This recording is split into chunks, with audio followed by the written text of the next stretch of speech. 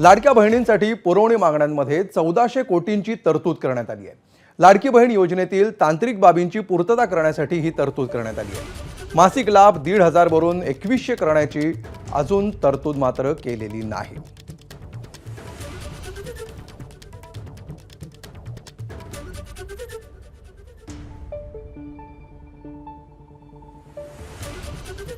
अधिक माहिती घेऊया, आमचे प्रतिनिधी राजू सोनवणे सध्या आपल्या सोबत आहेत। राजू, ज्या प्रकारे तांत्रिक बाबीची पूर्तता करण्यासाठी ही तरतूद करण्यात आलेली आहे, काय नेमके याबाबतचे तपशील आहेत?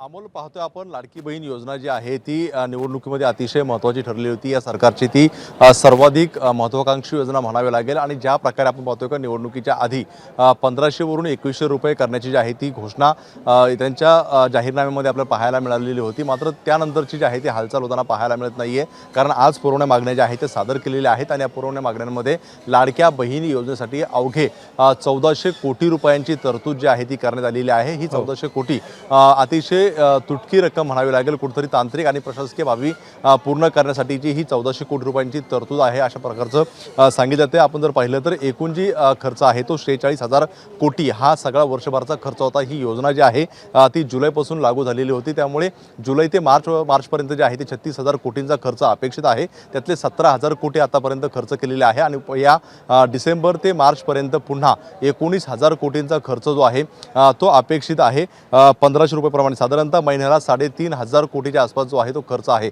असं असताना आपण पाहतोय की जर 2100 रुपये करायचे असेल तर हे बजेट जे आहे ते वाढण्याची शक्यता आहे। जवळपास महिन्याला 1000 कोटीच्या वरती जे आहे ते वाढतील, त्यामुळे 1400 कोटी आणि उरलेले 19,000 कोटी सुद्धा पुरणारे नाही। त्यामुळे कुठेतरी या सगळ्या याच्यामध्ये आता 2100 रुपये करण्याची मानसिकता जी आहे ती सरकारच्या आपल्याला कुठेतरी पाहायला मिळत नाहीये। त्यामुळे आता यावरती निर्णय होणार की नाही असा प्रश्न समोर येतोय, कारण आपण पाहिलेलं आहे की हे 1400 आणि ते 19,000 कोटी जर पाहिले तर 20,400 कोटींची रक्कम जी आहे ती आता आहे। आणि जर 21 रुपये करायची असेल तर साहजिकच आहे ती रक्कम पुरणारी नाही। त्यामुळे जी काही घोषणा केलेली आहे ती मार्चच्या आधी पूर्ण होईल की नाही यावरती प्रश्नचिन्ह निर्माण होतोय। त्यामुळे 1400 कोटींची ही अतिशय कमी रक्कम जी आहे ती आता चर्चेत पाहायला मिळते।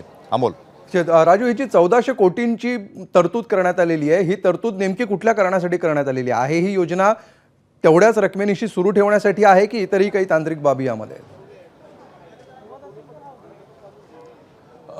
एक आपण पाहिलं पाहिजे, 1400 कोटी ही जी रक्कम आहे ही अतिशय कमी आहे।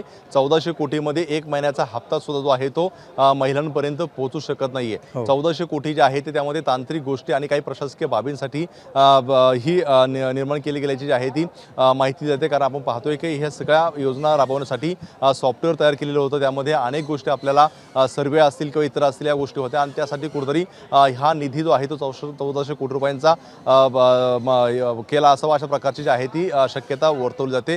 त्यामुळे 1400 कोटींची रक्कम जी आहे ती पुरवणी मागण्यांमध्ये ठेवल्यामुळे 2100 रुपयांचा हप्ता जो महिलांना देण्याची घोषणा केली होती ती यातून पूर्ण होणारी नाही। त्यामुळे 1400 कोटी ही प्रशासकीय आणि काही तांत्रिक गोष्टीसाठी असल्याचं बोललं जातं, कारण 1400 कोटी ही कमी रक्कम म्हणावी लागेल, कारण एका महिन्याचा म्हणजे या योजनेतल्या ज्या तांत्रिक बाबी आहेत तेवढ्यापुरतीच ही तरतूद आहे।